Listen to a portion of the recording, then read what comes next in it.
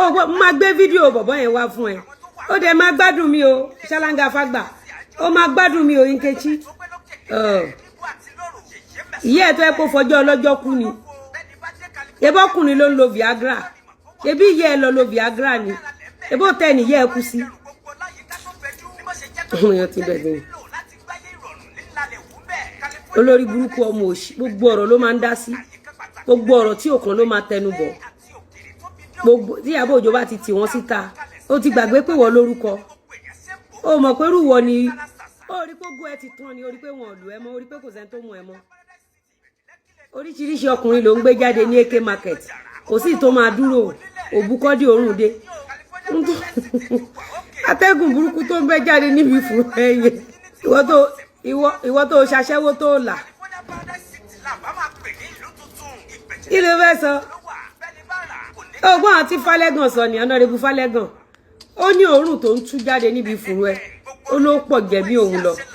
àwọn òórùn tó máa ń gé ẹ̀mí ọkùnrin kúrú ó mọ yọ ọkùnrin oríṣiríṣi kọ́lọ̀ tó ti gbé wá sórí social media yìí àbí ìwọ kọ́ ló ní fibroid àtọmọdún méjì ló ti ní fibroid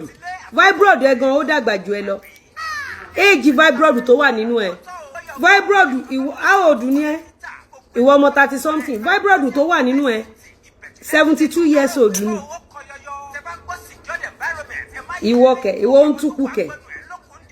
ká tó sọ ẹ ní sọkàwé fàgbà òórùn burúkú ló ń jẹ́ bẹ́ẹ̀ ìwọ tó tí bímọ tó ń gbé ju ọmọ 7 tó ń gbé ju 72 years old kiri ó wá ń lọ jíìmù ò lè pajú tó wà nínú ẹ ó ń túkú kẹ òórùn dé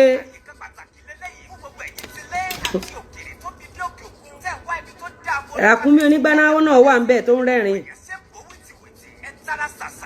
ìwọ náà wò ṣé bí wọ rèé ìwọ náà wo pitikiti ayébóye báyẹn náà lọmójútó òórùn tó ń jáde níbi ojú fùrú ẹ mọ́ bú ẹ o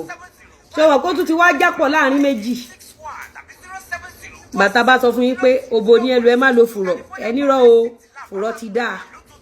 àwọn inú a máa tàn yín wọ́n ní fùrọ̀ sí táìtì gbogbo rọ́bà ló ti di yá fọ́ṣe ọmọ ọdún mélòó ni ẹ tó ń gbé ju 72 years old kì í ọmọ ọdún mélòó ni ẹ èyí ti bí àgbámúrere ràkúnmí onígbáná àgbámúrere kò sí bí à ń gbámú lójú ayé yẹn ẹ fa àwọn wèrè yẹn lẹ́ẹ̀jọ egun ni mímì ń gbọ́ Yorùbá mi lè sọ̀rọ̀ púpọ̀ Nkechi ó máa gbádùn mi sórí àtàrọ̀ ni mo ti lọ sí mítù bí aṣọ kejì àbí kẹta tí máa parọ̀ lénìí lédè ó máa bẹ́ẹ̀ gbé Falẹ́gàn wá lọ́la ó ní ṣerú ẹ̀ mọ́ àgbámúrere ọwọ́ ọmọdé ò tó pẹpẹ àgbàlagbà owó kèrègbè èyí láyọ̀ ń bẹ̀rẹ̀ ọwé òkà ràkúnmí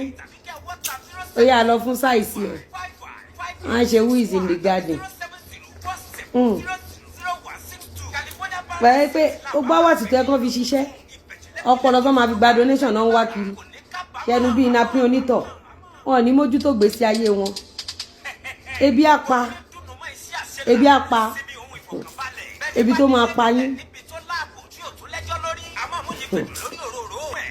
ebe àwọn wo ràkúnmí tí àwọn wo ràkúnmí onígbáná ni owó olé ti expire lójú wọn táwọn ò bá búyàn àwọn ò lè ta fíìmù ẹ bá mọ̀ nǹkan táwọn èèyàn ń kó nínú kádàrá yín ni ẹ ní lọ máa bú àwọn èèyàn fi ta fíìmù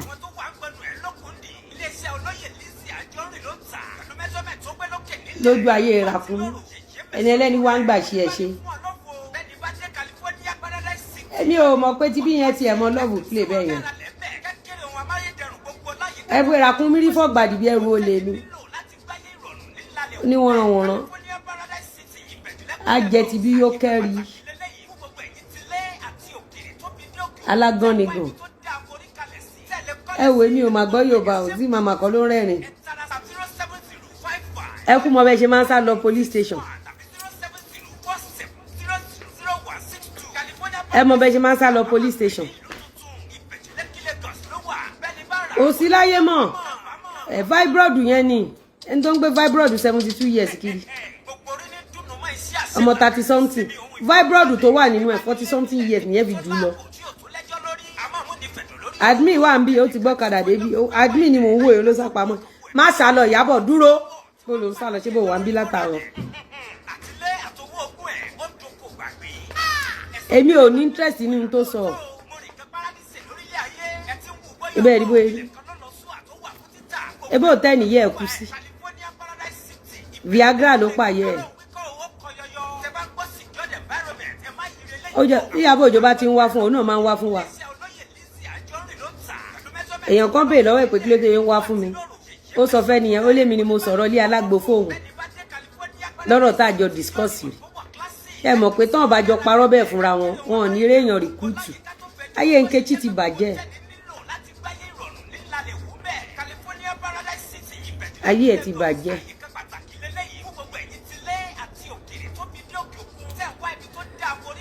a máa gbádùn Falẹ̀gàn lọ́la ó mọ̀ pé ò lè dọ́dọ̀ wa mọ́ láyé ó mọ̀ pé mò ń wá ẹ̀dẹ̀ ni ó mọ̀ pé gbogbo ìgbà tó ń ṣe ṣóò fún mi Nkechi ó mọ̀ pé mò ń wù ẹ́ ni tí n bá gbá ẹ mú wàá fọjọ́ tó wáyé regret ó mọ̀ pé mi ní lọ fún yín mi ní wá fún yín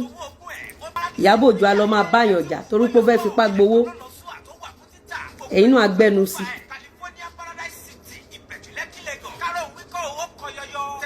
a máa gbé Falẹ̀gàn wá lọ́la fọkànbalẹ̀ Honorable Falẹ̀gàn ẹjọ́ mi lọ́la o for the fact that Nkechi Blessing came at vulnerable moment.